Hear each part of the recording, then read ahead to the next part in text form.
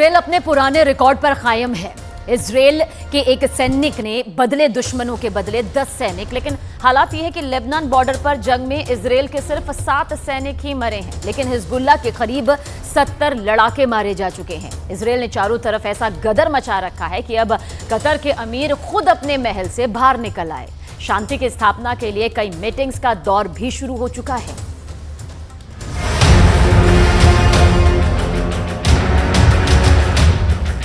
इसकी वजह क्या है? आखिर क्यों गाजा में पानी का अकाल पड़ गया है? आपको आगे दिखाएंगे।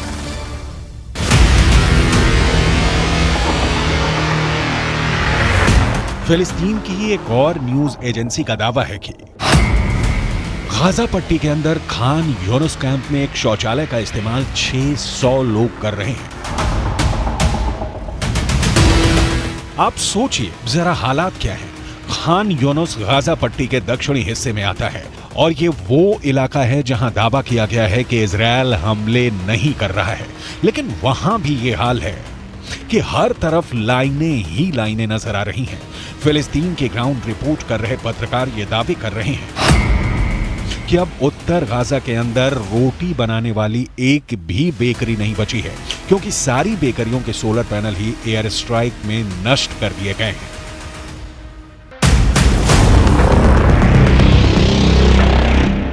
सोचिए जरा हालात क्या बने हुए हैं, जहां एक एक रोटी के निवाले के लिए लोग लड़ रहे हैं।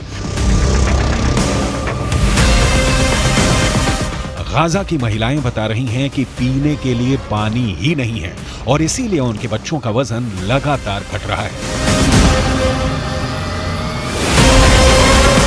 सबसे ज्यादा बुरे हालात बच्चों के नजर आ रहे हैं, क्योंकि करीब 5000 बच्चे इस पूरे युद्ध में अब तक मारे जा चुके हैं और फिलिस्तीन दावा ये कर रहा है कि इतने बच्चे तो 1967 के युद्ध में भी नहीं मरे।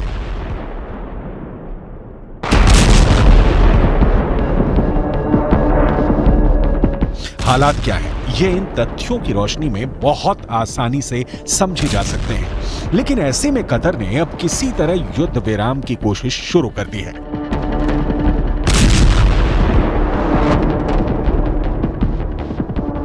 अरब देशों के शिखर सम्मेलन के ठीक पहले कतर ने पूरी ताकत झोंक दी है कि किसी तरह युद्ध विराम करवाया जाए, किसी तरह नेतन्याहू पर दबाव डाला जाए। इसकी पुरजोर कोशिश की जा रही है। अमेरिका ने पहले ये घोषणा कर दी थी कि गाजा पट्टी के अंदर 4 घंटे का मानवीय विराम रहेगा, यानी 4 घंटों के लिए कोई गोलीबारी नहीं होगी और लोग उत्तर गाजा से दक्षिण गाजा की तरफ जा सकेंगे। लेकिन अब नेतन्याहू ने यह साफ किया है कि इजरायल की तरफ से कोई भी युद्ध विराम नहीं किया गया है।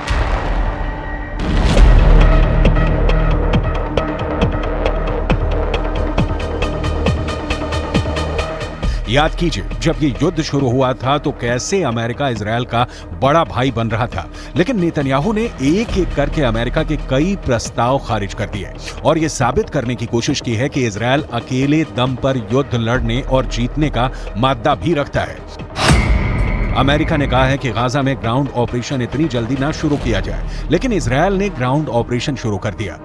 अमेरिका ने कहा कि पहले बंधकों को रिहा करवाया जाए, लेकिन इजरायल ने बंधकों के मसले पर कोई बातचीत ही नहीं शुरू की। अमेरिका ने कहा कि मानवीय विराम किया जाए, लेकिन इजरायल ने इस मानवीय विराम को भी नहीं माना।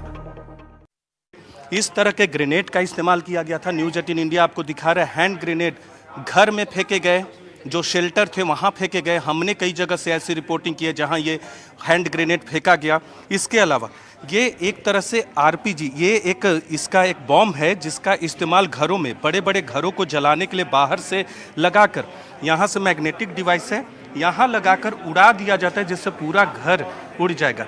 ये एक तरह का बड़ा ग्रेनेड कह सकते हैं, बड़े ग्रेनेड का है। इसका भी इस्तेमाल होता है घरों को उड़ाने के लिए, आग लगाने के लिए।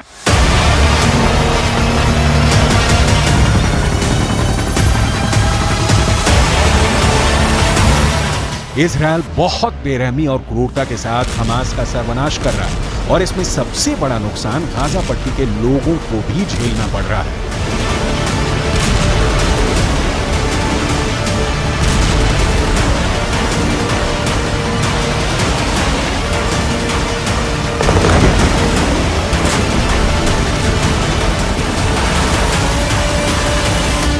وقصف وعنا معاقة.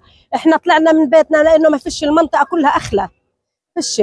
طلعنا على المدارس مش آمنة برضه، يعني لا في عنا اكل ولا في عنا ولا يعني موت. مية ما فيش نشرب، مية ما فيش يشرب اولادنا. بعدين ضربوا المخابز، ضربوا.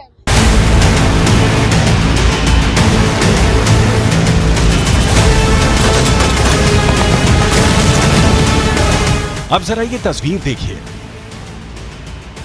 गाजा पट्टी के अंदर लोग खच्चरों पर पानी की टंकी ले जा रहे हैं। दरअसल गाजा पट्टी के अंदर आम लोगों के पास ईंधन बचा ही नहीं है। यही वजह है कि आम लोगों के पास पेट्रोल या डीजल है ही नहीं। ऐसे में अब गाजा के लोगों के पास एकमात्र विकल्प यही है कि वो खच्चरों का इस्तेमाल करें। यानी अगर देखा जाए तो इजरायल ने गाजा पट्टी के लोगों को पाषाण कालीन युग में पहुंचा दिया है। इसी तरह गाजा पट्टी के अंदर लोगों के पास कपड़े धुलने के लिए भी पानी नहीं है। लिहाजा हालात ये हैं कि आज गाजा पट्टी के लोग समंदर के किनारे, समंदर के खारे पानी से ही कपड़े धोने के लिए मजबूर हो चुके हैं। والله جينا نغسل الاولاد هنا في ميه البحر وبناخذ الميه تحت البحر وبكسروا منها وبشربوا منها.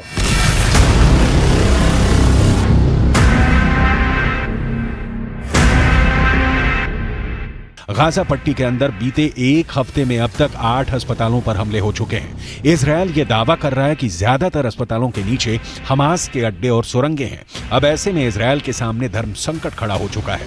लेकिन इसके बावजूद भी इजरायल गाजा पट्टी के अंदर अस्पतालों में ऐसे हालात पैदा कर रहा है कि धीरे धीरे लोग खुद ही अस्पतालों को खाली कर दें।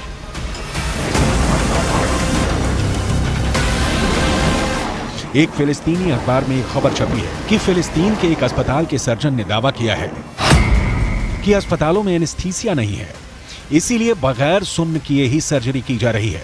इसी तरह जहां पर त्वचा जली हुई है वहां पर त्वचा को साफ करने के लिए लिक्विड केमिकल ही नहीं है। गाजा पट्टी के अंदर इस वक्त 50,000 महिलाएं गर्भवती हैं जिनके लिए अस्पताल ही नहीं है, क्योंकि सारे के सारे अस्पताल भर गए हैं। हालात काफी बुरे हैं।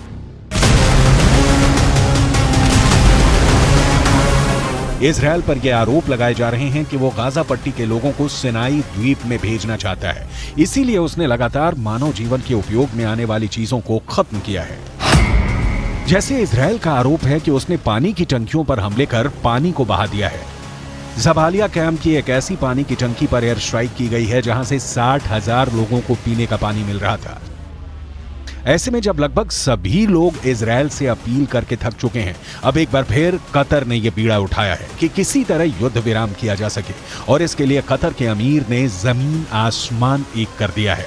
कतर के अमीर शेख तमीम बिन अहमद ने यूएई के सुल्तान शेख मोहम्मद बिन जायद से मुलाकात की है। हमास के सर्वोच्च नेता इस्माइल हनिया ने अपनी लोकेशन बदली है और वो मिस्र पहुंच चुका है, जहां उसकी मुलाकात मिस्र के राष्ट्रपति अल सीसी से संभावित है। मिस्र में कतर के अमीर भी पहुंच चुके हैं। यानी अगर देखा जाए तो इजिप्ट के अंदर कतर के शासक, इजिप्ट के शासक और इस्माइल हनिया एक साथ हैं, और कतर के अमीर ने यूएई के सुल्तान से पहले ही मुलाकात की है। इस हलचल से पता चल रहा है कि कोई बड़ा घटनाक्रम जल्द ही गाजा में हो सकता है। इजरायल के प्रधानमंत्री नेतन्याहू पहले ही ये कह चुके हैं कि जब तक सारे के सारे बंधक नहीं रिहा होंगे तब तक युद्ध विराम नहीं होगा। सवाल ये उठता है कि क्या इजिप्ट में युद्ध विराम पर कोई चर्चा होने वाली है, क्योंकि कतर और इस्माइल हानिया पहले भी ये कह चुके हैं कि अगर बंधक रिहा हों तो हालात बेहतर हो सकते हैं। सबसे बड़ी बात यह है कि इजरायल के प्रतिनिधि पहले भी संयुक्त राष्ट्र के अंदर यह बयान दे चुके हैं कि अगर कतर चाहे तो बंधक संकट आसानी से सुलझ सकता है। क्या इजरायल और अमेरिका का कतर पर यह दबाव अब रंग लाने वाला है?